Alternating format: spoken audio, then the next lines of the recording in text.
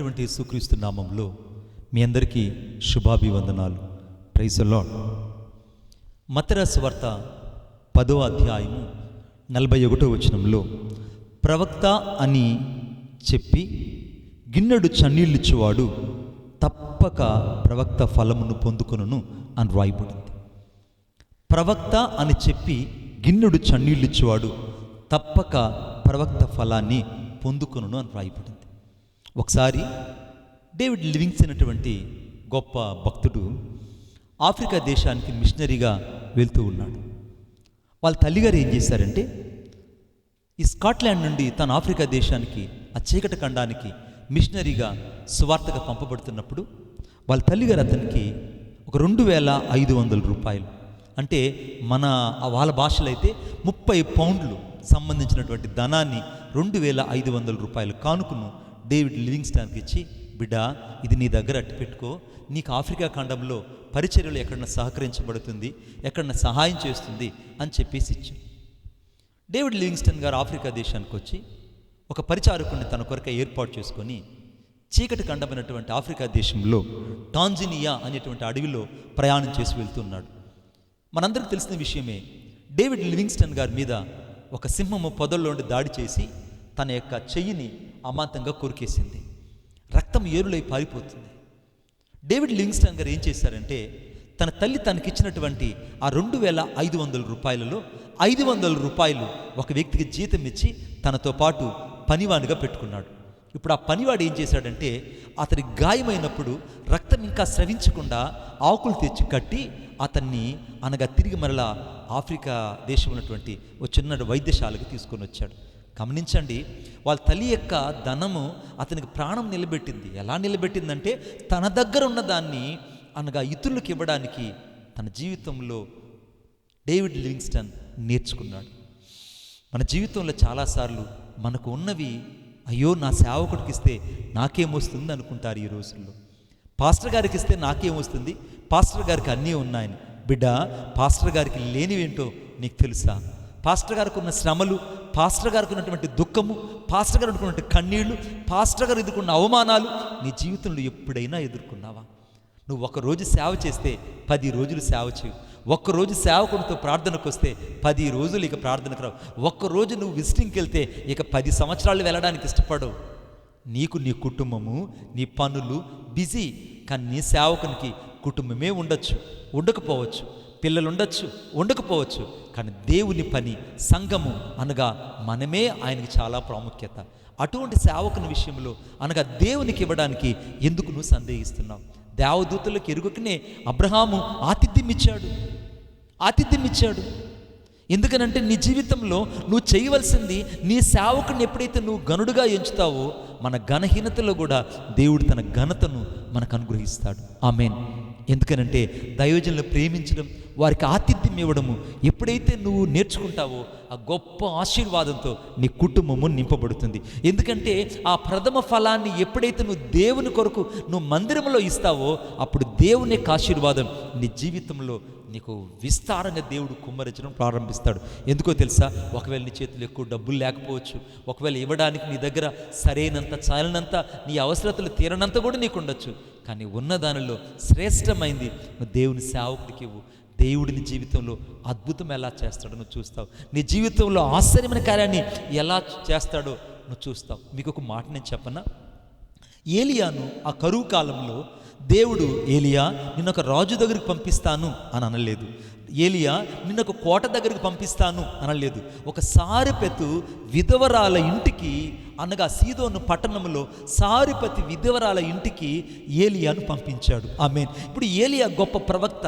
తాను ఆ విధవరాల ఇంటికి వస్తే, అసలే కరువు కాలం, ఒక విధవరాలు ఒక బిడ్డను పెట్టుకొని తాను ఆ బిడ్డ బ్రతకడమే కష్టమైనటువంటి దుర్భేజమైన ఆ రోజులలో ఇప్పుడు ఏలియా ప్రవక్తను తను ఎలా పోషించగలదు?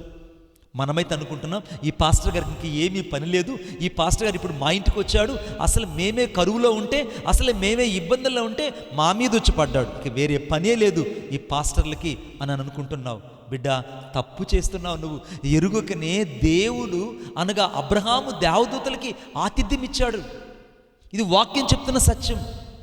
ఒక సేవకుని దేవుడు నీ దగ్గరికి పంపించాడనంటే దేవుడు నిన్ను ఆశీర్వదించడానికే పంపించాడు, దేవుని అవసరతలు తీర్చడానికే పంపించాడు, దేవుని అక్కర్లను తీర్చడానికే పంపించాడు, నీ జీవితంలో శోధనను తీసివేయడానికి, నీ సేవకుని ద్వారా ఆశీర్వాదం అనే ఫలముని ఇవ్వడానికి పంపించాడు.